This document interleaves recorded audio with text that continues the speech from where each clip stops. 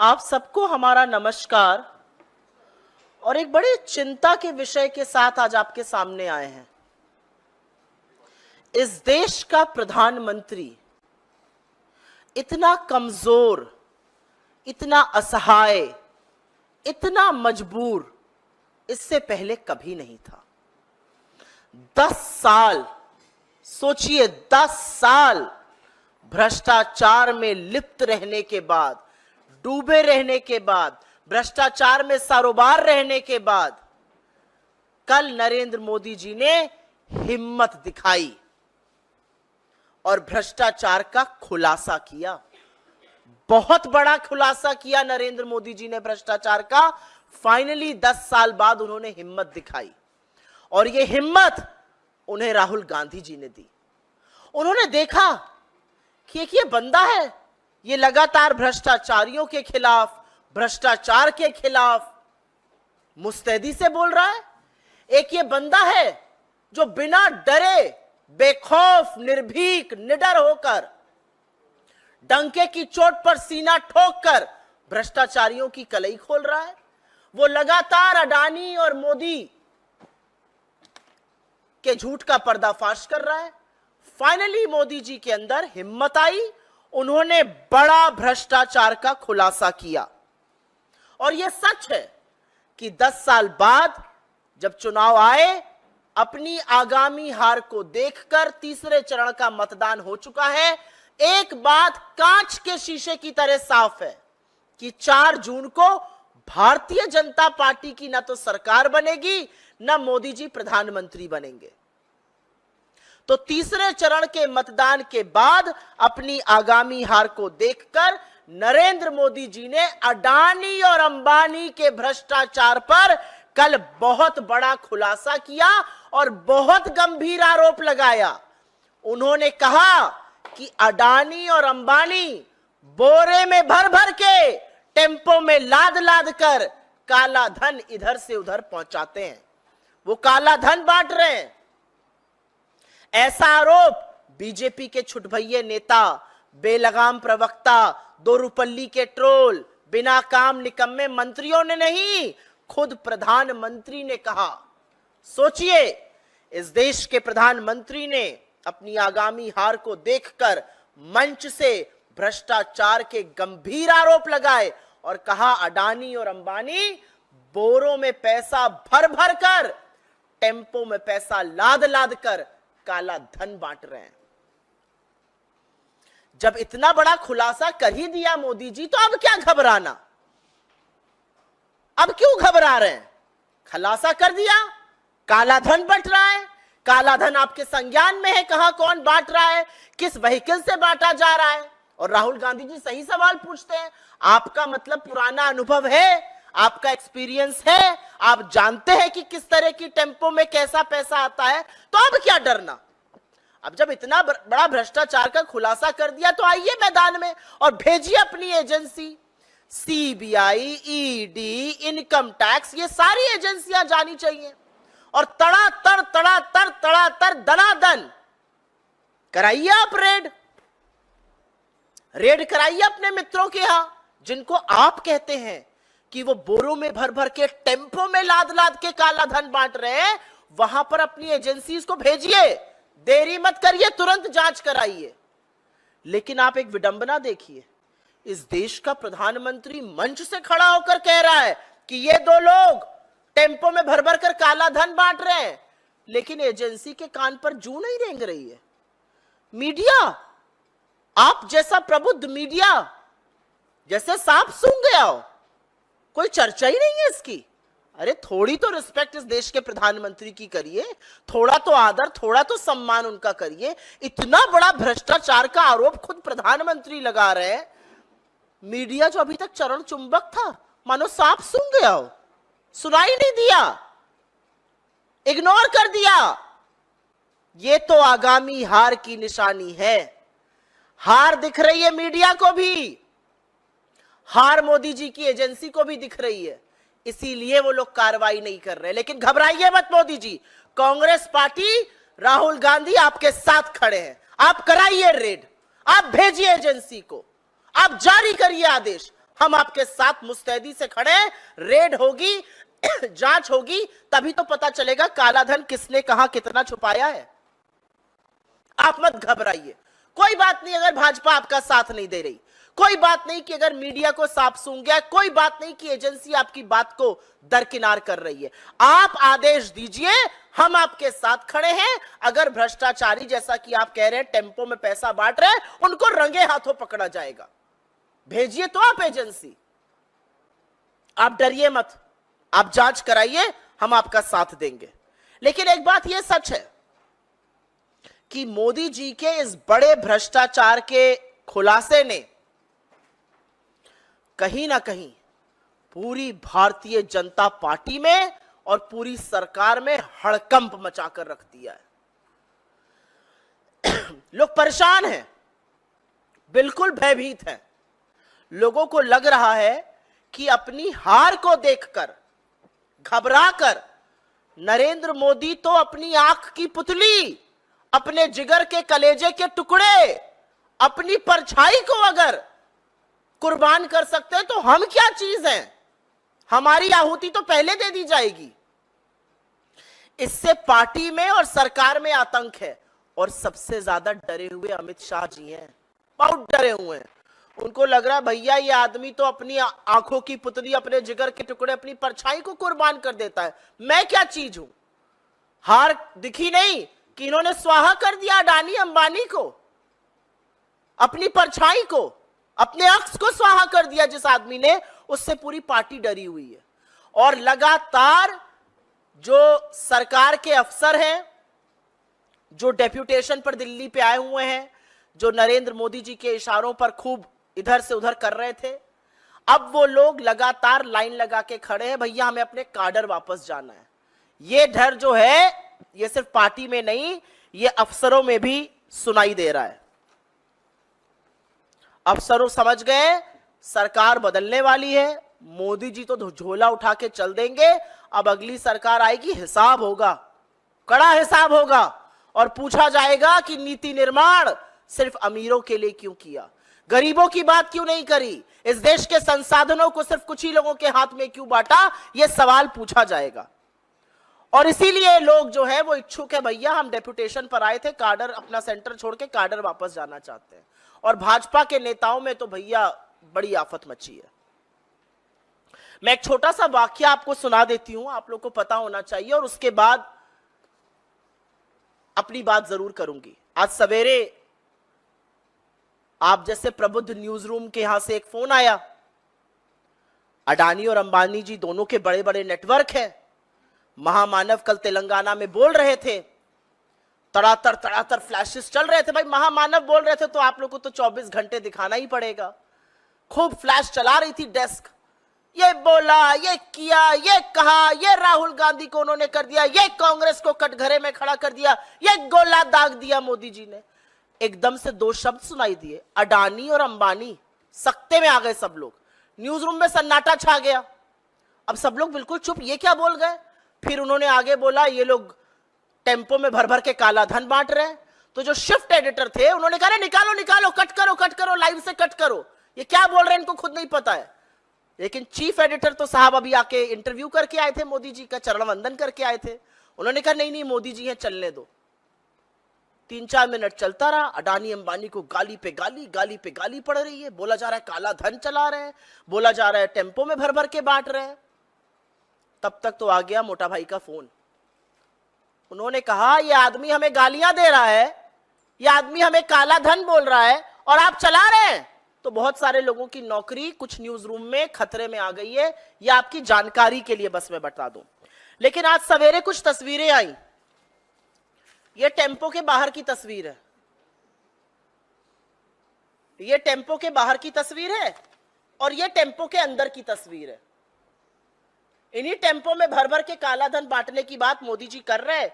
एक टेम्पो में खुद चढ़ रहे हैं, एक में बैठे हुए हैं, बहुत मस्त लग्जरी आराम से अडानी जी के साथ।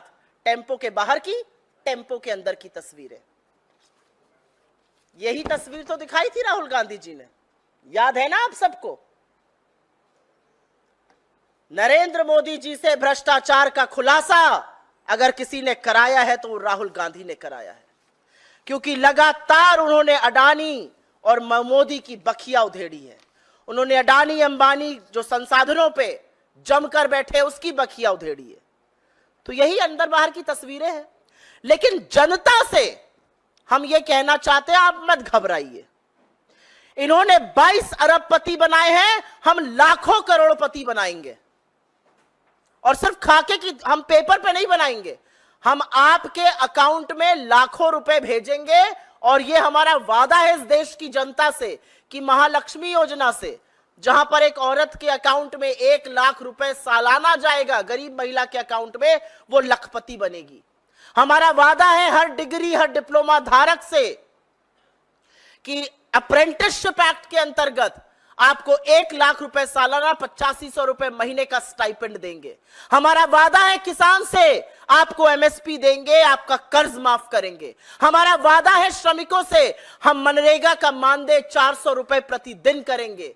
हमारा वादा है इस देश से हम 25 लाख की एक हेल्थ बीमा योजना लाएंगे, जिसमें इलाज भी होगा, दवाई भी होगी, ट्रीटमेंट भी होगा, सब कुछ होगा। हमारा वादा है इस देश के युवाओं से हम 30 लाख सरकारी नौकरी बनाएंगे।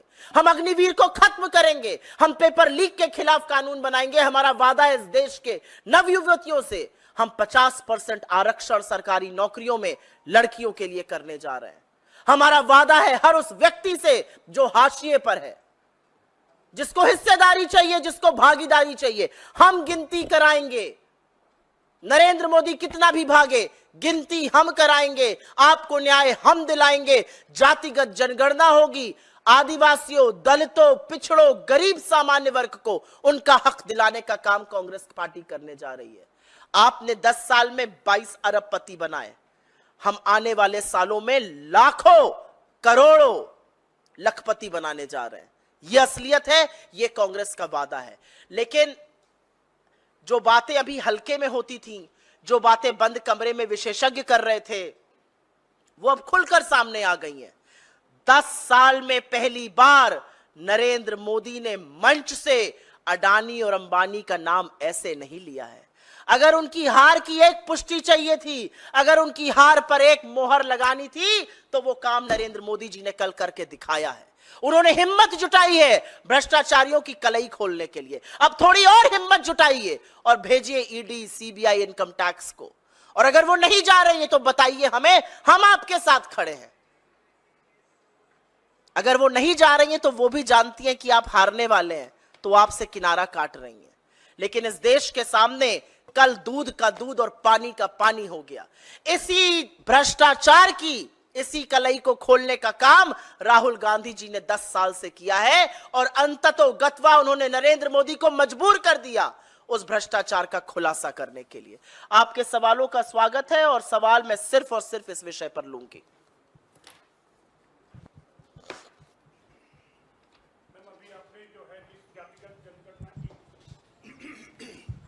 अभी आपने जिस जातिगत जनगणना की बात की कि राहुल गांधी ने कहा कि सरकार आएगी जातिगत जनगणना कराएंगे, उसी पर कल केंद्रीय मंत्री रामदास अठावले ने कल अपने आवास पर एक प्रेस वार्ता की, कहा कि हमने सरकार से काफी पहले से मांग की, हमने पत्र लिखा है कि इस देश में जातिगत जनगणना हो, उस आधार पर लोगों को आरक्षण मिले।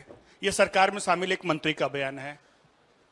अपने आप कलई खुल रही है, यह डूबता जहाज है। और अभी देखिए इसको छोड़ छोड़ के कौन भागता है। इस डूबते जहाज के महानायक ही अपने मित्रों को पहले डुबोए दे रहे हैं। जो नरेंद्र मोदी जी ने कल कहा उसको हल्के में मत लीजिएगा। जिस आदमी ने 10 साल अडानी और अंबानी का नाम नहीं लिया, उसको नाम इसलिए लेना पड़ा क्योंकि उसको अपनी हार सामने दिख रही है। तो ये डूबता जहाज है। अभी तो इनके घटक दल कह रहे हैं कि ये जातिगत जनगणना की मांग कर रहे हैं। धीरे धीरे इनकी पार्टी के लोग भी कह रहे हैं। सुनिए, बदलते वक्त की जो आहट है वो जोर जोर से गूंज रही है। सुनने वाला सुन रहा है क्योंकि वोटर ने मन बना लिया है। आप आरक्षण के खिलाफ रहिएगा, आप संविधान को नष्ट करने का काम करिएगा, संविधान को बचाएंगे हम। आरक्षण सुनिश्चित हम करेंगे और हम ये सुनिश्चित करेंगे कि जो हाशिए पर लोग हैं उनको प्रतिनिधित्व मिले, उनको मुख्य धारा में आने का मौका मिले। मैंने एक सवाल और है। कल स्मृति ईरानी ने जिस तरह से राहुल गांधी को चैलेंज दिया था, उसके जवाब में आपने स्मृति ईरानी से कहा है कि जगह आप उनकी एंकर, उनके सवाल उनका, आप कहीं भी उनसे मुकाबला करने को तैयार मैं हैं। विषयांतर नहीं होना चाहती हूं, लेकिन इस सवाल का जवाब दे देती हूं। जिस व्यक्ति का वजूद ही यह था कि वो राहुल गांधी के खिलाफ चुनाव लड़ती हैं, उनके वजूद की हवा निकल गई, क्योंकि अब वो हमारे एक बड़े कर्मठ कार्यकर्ता से हारने की कगार पर है। तो आपका इतना कद नहीं है कि आप मेरे शीर्ष नेतृत्व से बात करिए, आप मुझी से निपट लीजिए।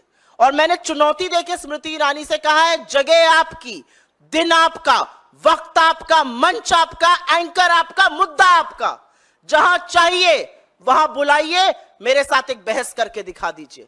जिस मुद्दे पर आप चाहिए, महिला सुरक्षा, इकोनॉमी, वर्ल्ड अफेयर्स, जिस मुद्दे पर, जिस जुमले पर आप फेंकती हैं, उस जुमले पर बहस करिए। आपके साथ बहस करने को मैं तैयार हूं, क्योंकि आप मुझसे पहले बहस में निपट लीजिए। मेरा शीर्ष नेतृत्व तो आपकी पहुंच के भी बहुत बाहर है। मैं चाहती हूं पहले आप इस पर सवाल पूछिए जो प्रधानमंत्री ने कलई खोली है। आप लोगों को न्यूज रूम में सकते में थे, यहां पर आप लोग भी थोड़े सकते में लग रहे हैं। काहे घबरा रहे हैं? अरे जब प्रधानमंत्री नहीं घबरा रहे हैं, प्रधानमंत्री नाम बोल रहे हैं, आप लोग काहे घबरा रहे हैं? भाई खुलकर पूछिए। अच्छा मैम, आप कह रहे हैं कि बहुत सारे लखपति बनाएंगे और अडानी और अंबानी देश का मुद्दा है, लेकिन इसी मुद्दे को उलट होकर काउंटर किया जा रहा है अलग अलग रैलियों में, और कहा जा रहा है कि देश को रंगभेद की नीति पर बांटा जा रहा है, और ये लग रहा है कि मुद्दे को भटकाने की वजह से कांग्रेस को इसका नुकसान उठाना पड़ सकता है मौजूदा चुनावी प्रचार में। इस चुनाव में मुद्दा बेरोजगारी है, इस चुनाव में मुद्दा महंगाई है, इस चुनाव में मुद्दा बढ़ती हुई आर्थिक असमानता और गरीबी है, इस चुनाव में मुद्दा 22 लोगों के हाथ में 70 करोड़ लोगों के बनाम संपत्ति है, और इस चुनाव में मुद्दा आरक्षण है और संविधान की रक्षा है। इसके अलावा, इसके इतर दूसरा कोई मुद्दा नहीं है, और हम पूरी तरह से मुद्दे पर टिके हुए हैं। हम जिस भ्रष्टाचार की कलई खोल रहे थे, हम बार बार कह रहे थे आपने कुछ ही पूंजीपतियों के हाथ में इस देश के सारे संसाधन, इस देश की सारी संस्थाएं, इस देश की सारी जागीर दे दी। आज वो बात मोदी जी भी कह रहे हैं। नरेंद्र मोदी को भी 10 साल बाद अंततोगत्वा ये कहना पड़ रहा है कि मेरी परछाई अडानी और अंबानी बोरे में भर भर कर, टेम्पो में लाद लाद कर, जिन टेम्पो में मैं बैठता हूं, जिन टेम्पो के बाहर और अंदर की तस्वीरें हैं, मोदी जी को भी कहना पड़ रहा है, इन्हीं टेम्पो में भर भर कर वो काला धन बांट रहे हैं। यही बात तो राहुल गांधी जी भी कह रहे थे, अब मोदी जी भी वही बोल रहे हैं। लेकिन अभी आप प्रधानमंत्री हैं, सत्ता आपके हाथ में है, कराइए जांच।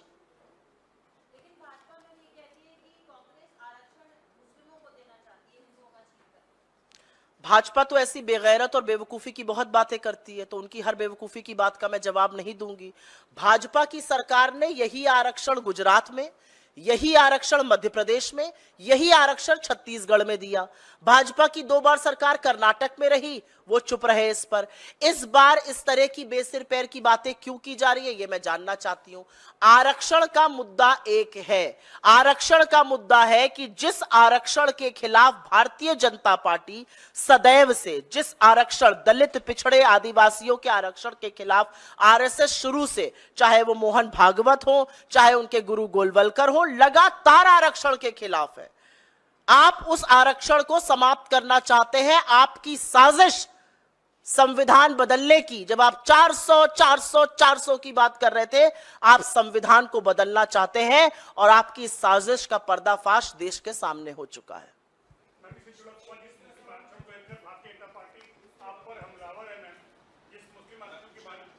ओनली ऑन दिस टॉपिक मैंने इसका जवाब दे दिया है। बिल्कुल है, उनके घटक दल आंध्रा में टीडीपी में, उनके घटक दल कर्नाटक में ये दिए थे। हाँ बताइए।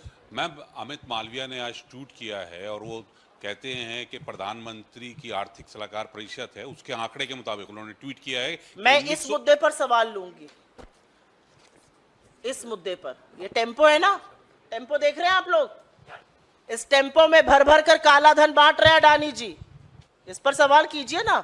अच्छा, आप वाले भी सख्ते में आए होंगे कल, फ्लैशेस तो वो भी तड़ातड़ महामानव बोल रहे हैं, फ्लैश पे फ्लैश चलाना है, फिर एकदम से अडानी और अंबानी जी का नाम आ गया।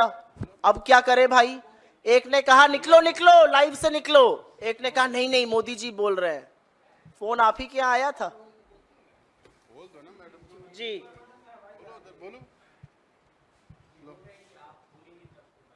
अरे बिल्कुल दीजिए भाई, चलिए बोलिए। हाँ मैडम, कुछ दिनों पहले पीएम ने एक रैली में कहा था कि आदिवासी इलाके में थे, उन्होंने कहा कि मैं पीएमओ से बैठ के देखता रहता हूं मॉनिटर के थ्रू कि कौन अधिकारी क्या कर रहे हैं। तो लोगों के मन में एक कौतूहल ये है कि कांग्रेस की सरकार यदि आई तो ऐसी कोई व्यवस्था पीएमओ में होगी जिससे कि मॉनिटरिंग की जाए ब्यूरोक्रेट्स की। आपने मुझे बड़ी इंपॉर्टेंट बात याद दिला दी, आपका साधुवाद। पीएमओ के ड्रोन से वो सब कुछ देख लेते थे, बस मणिपुर नहीं दिख रहा था और ये भरे हुए टेम्पो नहीं दिख रहे थे, अब दिख गए हैं। मोदी जी ड्रोन से सब कुछ देखते हैं, आपको नहीं पता है? मोदी जी ड्रोन से ही सब कुछ देखते हैं। मणिपुर भी ड्रोन से देख रहे थे, हमारी खिलाड़ी बेटियां पीटी जा रही थी सड़कों पर, वो भी ड्रोन से देख रहे थे। मोदी जी सब कुछ ड्रोन से देखते हैं। इन्हीं ड्रोन से तो टेम्पो देखा मोदी जी ने, आपको नहीं पता ये बात? ये देखिए, ये टेम्पो के बाहर का, ये टेम्पो के अंदर की तस्वीरें, ये मोदी जी ने ड्रोन से देख के बनाई है। टेम्पो है, टेम्पो, ये टेम्पो है, इसी में भर भर के बोरों में नोट बांटे जाते हैं। ये मैं नहीं कह रही हूं, मोदी जी ने कहा है। चलिए, धन्यवाद बहुत बहुत आप सबका।